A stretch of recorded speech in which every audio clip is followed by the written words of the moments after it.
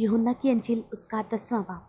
मैं तुमसे सच कहता हूँ, जो कि दरवाज़ा से भीड़ खाना में दाखिल नहीं होता बल्कि और किसी तरह से चढ़ जाता है, वो चोर और डाकू है। लेकिन जो दरवाज़ा से दाखिल होता है वो भेड़ों का चरवाहा है। उसके लिए दरबान दरवाज़ा खोल देता है और भेड़ें उसकी आवाज़ सुनती हैं, और वह अपनी भेड़ों का नाम बनाम बुलाकर बाहर ले जाता है। जो वो अपनी सब भेड़ों के बाहर निकाल चुकता है तो उनके आगे आगे चलता है, और भेड़ें उसके पीछे पीछे हो लेती हैं, क्योंकि वो उसकी आवाज़ पहचानती हैं। मगर वो गैर शख्स के पीछे ना जाएगी बल्कि उससे भागेंगी, क्योंकि गैरों की आवाज़ नहीं पहचानती। यीशु ने उनसे ये तमसील कही, लेकिन वो ना समझे कि ये क्या बातें हैं जो हमसे कहता है। बस यीशु ने उनसे कहा, मैं तुमसे सच कहता हूँ कि भेड़ों का दरवाज़ा मैं हूँ। जितने मुझसे पहले आए सब चोर और डाकू हैं, मगर भेड़ों ने उनकी ना सुनी। दरवाज़ा मैं हूँ। अगर कोई मुझसे दाखिल हो तो नजात पाएगा और अंदर बाहर आया जाया करेगा। ये चारा पाएगा। चोर नहीं आता मगर चुराने और मार डालने और हलाक करने को। मैं इसलिए आया कि वो ज़िंदगी पाए और कसरत से पाए। अच्छा चरवाहा मैं हूँ। अच्छा चरवाहा भेड़ों के लिए अपनी जान देता है।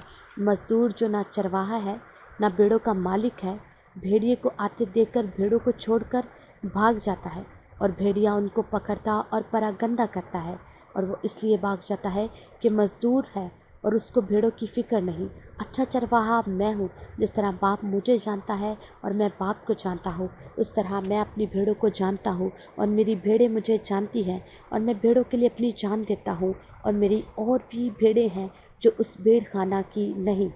मुझे उनको भी लाना ज़रूर है, और वो मेरी आवाज़ सुनेंगी। फिर एक ही गला और एक ही चरवाहा होगा। बाप मुझसे इसलिए मोहब्बत रखता है कि मैं अपनी जान देता हूँ ताकि उसे फिर ले लूँ। कोई उसे मुझसे छीनता नहीं, बल्कि मैं उसे आप ही देता हूँ। मुझे उसके देने का भी इख्तियार है और उसे फिर लेने का भी इख्तियार है। यह हुक्म मेरे बाप से मुझे मिला। इन बातों के सबब से यहूदियों में फिर इख्तलाफ हुआ। उनमें से बहुतेरे तो कहने लगे कि उसमें बदरूह है और वो दीवाना है, तुम उसकी क्यों सुनते हो? औरों ने कहा, ये ऐसी शख्स की बातें नहीं जिसमें बदरूह है। क्या बदरूह अंधों की आंखें खोल सकती है? यरूशलेम में ईद तजदीद हुई और जाड़े का मौसम था, और यीशु हैकल के अंदर सुलेमानी बरामदा में टहल रहा था।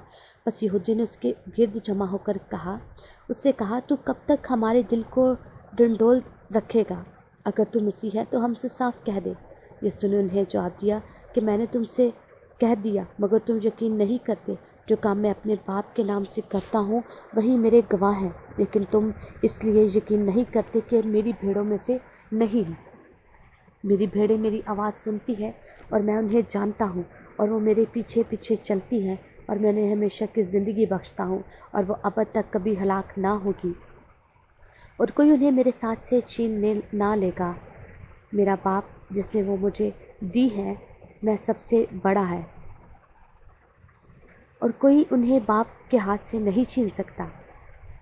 मैं और बाप एक हैं। यहूदियों ने उसे संसार करने के लिए फिर पत्थर उठाए।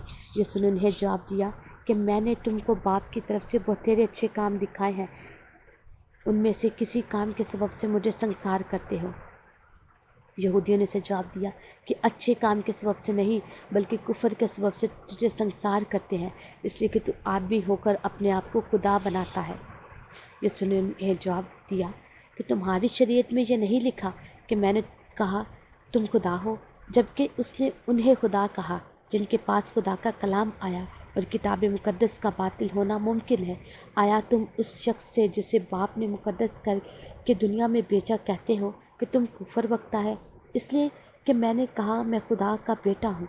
अगर मैं अपने बाप के काम नहीं करता तो मेरा यकीन ना करो, लेकिन अगर मैं करता हूँ तो गो मेरा यकीन ना करो, मगर उन कामों का तो यकीन करो, ताकि तुम जानो और समझो कि बाप मुझ में है और मैं बाप में। उन्होंने फिर उसे पकड़ने की कोशिश की, लेकिन वो उनके हाथ से निकल गया, और फिर यरदन के पार उस जगह चला गया जहाँ यूहन्ना के पहले बपतिस्मा दिया करता था, और वहीं रहा।